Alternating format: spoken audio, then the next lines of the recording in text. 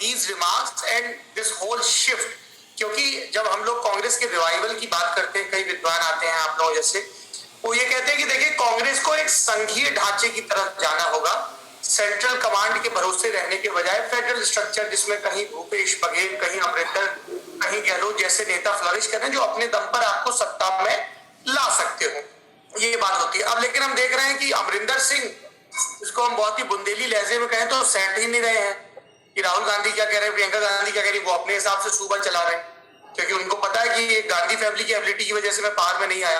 तो उसका ये, तो आप थियोरेटिकली कैसे देख रहे हैं इस शिफ्ट को और पूरे बदलाव को? देखिए, थियोरेटिकली मैं ऐसे ही देखूंगा एंड इवन प्रैक्टिकली, जैसे राहुल जी ने कहा, राजदीप जी ने कहा, दोनों चीजों को अगर बातों को मिला के देखा जाए तो हाँ, हाई कमांड स्ट्रक्चर कांग्रेस में जन्मा ज्यादातर इंदिरा गांधी के दिनों से जन्मा और कई दशक तक चला। बीच में लगा कि वो हट भी सकता है जब नरसिम्हा राव के दिन थे, जब सीताराम केसरी आए, लेकिन जब सोनिया गांधी वापस आती हैं तो वापस धीरे धीरे कांग्रेस कुछ साथ में खड़ी हो जाती है। तो एक लोगों के दिमाग में कांग्रेस में आ गया कि कांग्रेस जो पार्टी है वो नेसेसरीली एक परिवार के इर्द गिर्द चलेगी, नहीं तो बिखर जाएगी, टूट जाएगी।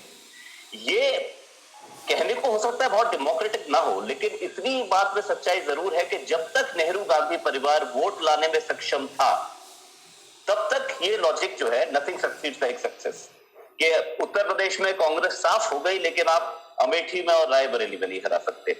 अब हुआ क्या है कि ये पुराने जितने भी हमारी धारणाएं थी कि वो जो ग्वालियर, गुना, वो जो पूरा एरिया है सिंधिया स्टेट का, वहां वर्चस्व चलता था सिंधिया परिवार का। आप मानते थे कि अमेठी रायबरेली तो भाई नेहरू गांधियों का ही है। अब स्थिति वो आ गई है कि राहुल गांधी अपना चुनाव नहीं जीत पाए 2019 में। स्थिति ये भी आ गई है कि ज्योतिरादित्य सिंधिया खुद अपना चुनाव हारे। अशोक गहलोत के बेटे वैभव गहलोत जोधपुर से चुनाव हार गए। प्रिसाइसली। तो देखिए, बात ऐसी है कि ये मैं मान भी सकता हूं कि ज्योतिरादित्य सिंधिया बहुत एम्बिशियस ना होते तो वेट कर सकते थे। अब आप सोचिए, जो लेटेस्ट है जितेंद्र प्रसाद, ये सच्चाई है कि चलिए 3 चुनाव हारे हैं, 2004 और 9 में जीते, तो उसके बाद लगातार 3 चुनाव हारे हैं, असेंबली इलेक्शन भी हार गए थे।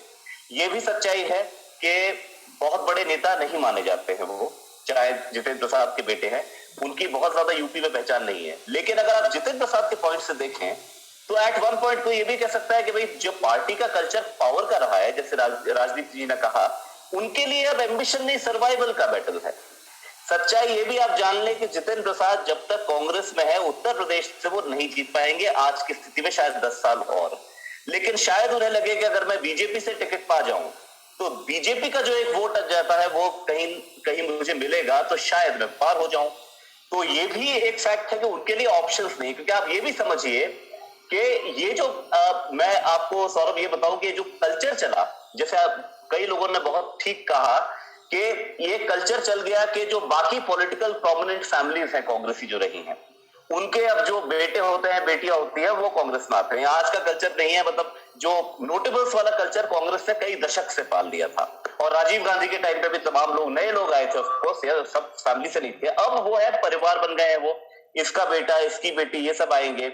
अब उनमें अगर हम सोचे कि आइडियोलॉजिकल कमिटमेंट या पसीना बहाने का बहुत ज्यादा उनके अंदर मादा होगा, तो मेरा सवाल तो यही होगा कि भाई आप अगर किसी परिवार ने, किसी व्यक्ति ने बचपन से पावर देखी है, आप किस उम्मीद से ला रहे हैं कि उत्तर प्रदेश में 0 पे है पार्टी लेकिन वो भिड़ जाएगा और चाहे हारता रहे वो भिड़ जाएगा।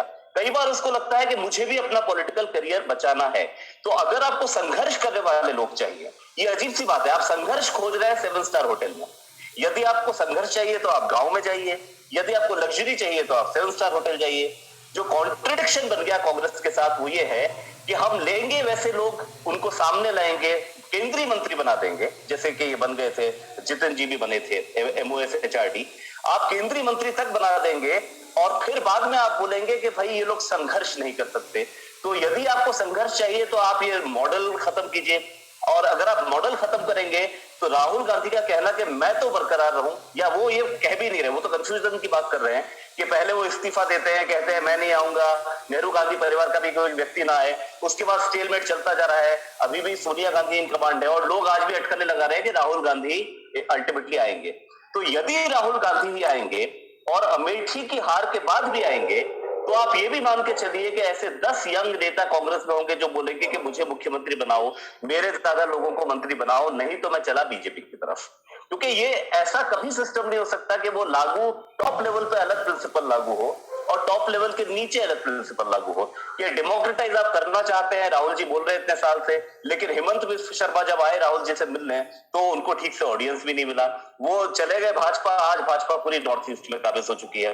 वैसे ही आप देखिए कि जगन मोहन रेड्डी के साथ वही किया, वो चाहते थे अपने फादर के सक्सेसर बनना, तो राहुल जी तो अपने फादर के सक्सेसर बनेंगे लेकिन जगन मोहन रेड्डी नहीं बन सकते। तो जो भी प्रिंसिपल किसी जगह हो जाए, क्रिकेट का अगर गेम होगा तो विराट कोहली भी वैसे ही एलबीडब्ल्यू होंगे जैसे कि नया प्लेयर आके होगा।